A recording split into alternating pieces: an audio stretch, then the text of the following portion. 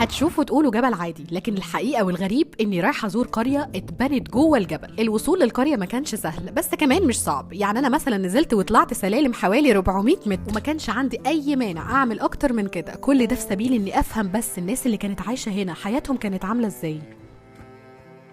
أنا رينات والنهاردة احنا في قرية السجرة. الأول بس تعالوا نشرب كوباية قهوة عماني واحكي لكم حكاية القرية. قرية السجرة قرية اتبنت جوه الجبل من 500 سنة، كان عايش فيها 6 عائلات وآخر عائلة طلعت منها سنة 2014. خافوا لماضي القرية يتنسي فقرروا يحافظوا عليه ويسيبوا لنا ذكرياتهم نعيش لو جزء بسيط منها. سابوا لنا المكان زي ما هو، ما غيروش فيه حاجة، يعني ده الجامع اللي كانوا كل أهل القرية بيجوا يصلوا فيه. إيه يا جماعة البساطة والجمال اللي كانوا زمان ده.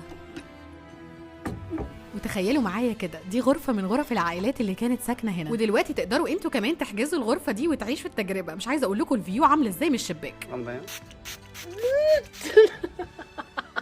تعالوا بقى احكي لكم على حكايات لاول مره هتسمعوها عن اهل القريه. عشان القريه كانت بعيده عن اي مكان فيه خدمات، كانوا اهل القريه بيسافروا للرستاق لمده يومين بالحمار عشان يجيبوا اكل. طيب بلاش، تخيلوا الطلاب اللي كانوا موجودين في القريه كانوا بيروحوا مدارسهم ازاي ومفيش شوارع. مش هتتخيلوا بس انا هقول لكم. وقتها كانت الحكومه بتبعت لهم مساعدات زي طياره هليكوبتر كانت تيجي تاخدهم من فوق الجبل توصلهم بركه الموس عشان يروحوا مدرستهم، مدرسه السلطان قابوس. ما هو ما كانش ينفع حد ما يتعلمش. اخدتوني في الكلام ونسيت احكي لكم عن المنظر الجامد ده من فوق الجبل، ولا الجو والهوا اللي يرد الروح. لا وايه، عرفت ان الجو هنا حلو طول السنه. يعني انا هوريكم دلوقتي فيديو المفروض ان هو في الصيف.